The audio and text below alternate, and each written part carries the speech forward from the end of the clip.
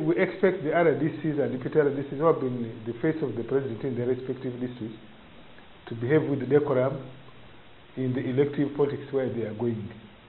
We really expect them to comply with the regulation, and we expect them not to hide any public document that came into their possession by virtue of the office they were holding. We don't expect them to try and use the information that came into their possession by virtue of being RDCs in their electioneering.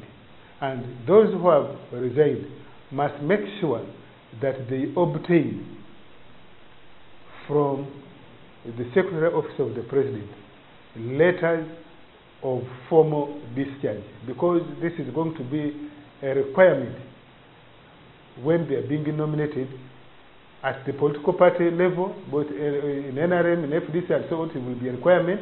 I don't expect you in the political party where you have gone seeking election to say, I am the candidate, preferred candidate of the president, or president's office, or of State House.